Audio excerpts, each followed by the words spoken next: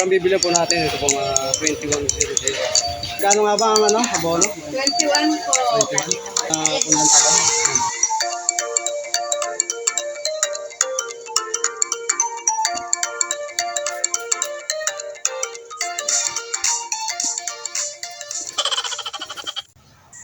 At ngayon naman po ay mag-aabono po tayo ng ating pong punlang talong. Yan po yung ating punlang talong. Ayan po. Kailangan na po natin siyang abonohan o lagyan ng pataba guys, mga farmers. Para lumakas po ang resistensya ng ating pong punlang talong. Yan po. Yan po, kung mapapansin po nyo, malago na po siya. At yun nga po ay more than 2 weeks na po. Malapit na po natin siyang ilipat tanim.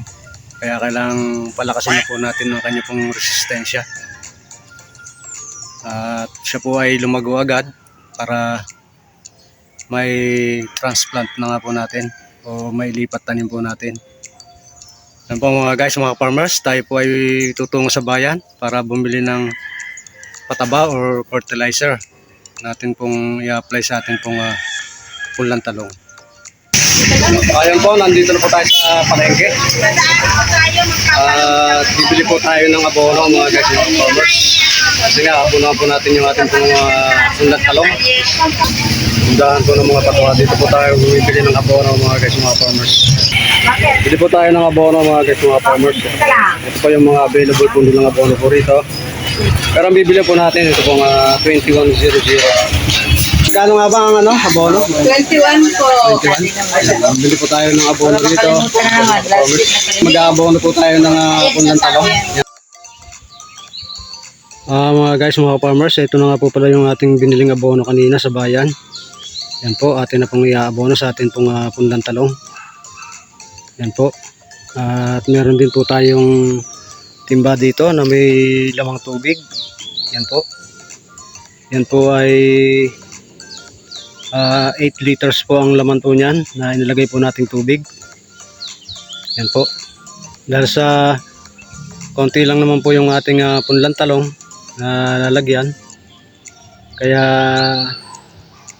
8 liters lang po yung atin pong inilagay na tubig sa timba. Yan po. At lalagyan po natin ng kalahating takal na abono na binili po natin kanina. Yan po. Yun pong ating takalan ay kasing sukat po ng lata ng sardinas. Yan po. Kaya kalahati lang po dun sa ating pong takalan ang ating pong ilalagay dito sa ating pong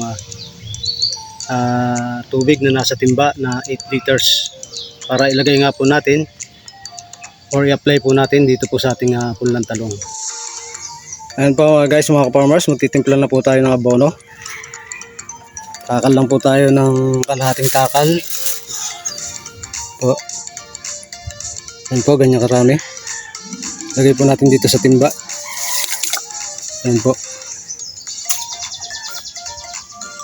Ay haluin po natin or i-mix po natin gamit po ang stick. Ayan po, ganyan lang po. Haluin po natin hanggang sa matunaw.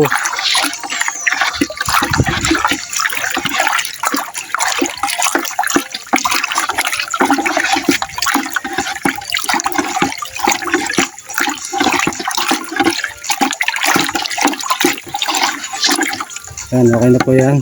Tunaw na po, madali naman pong matunaw itong abono na binili po natin.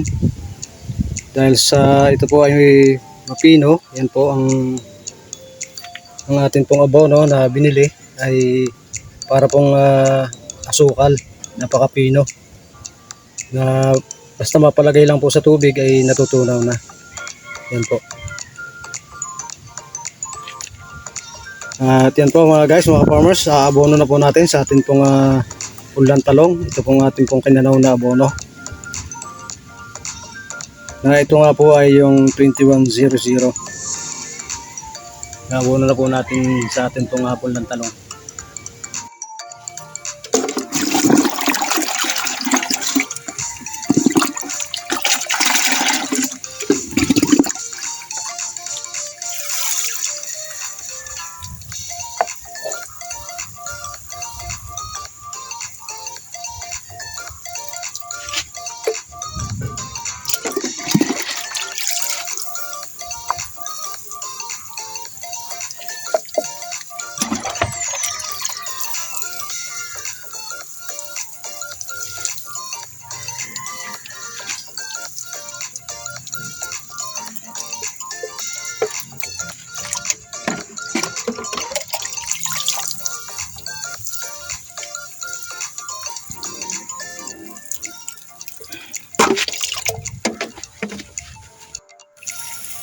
At pagkatapos po naman nating mailagay ang ating pong abono na tinunaw, ay diligan po naman natin ang ating pong punlang talong ng tubig para mahugasan po yung dahon na nalagyan po ng abono.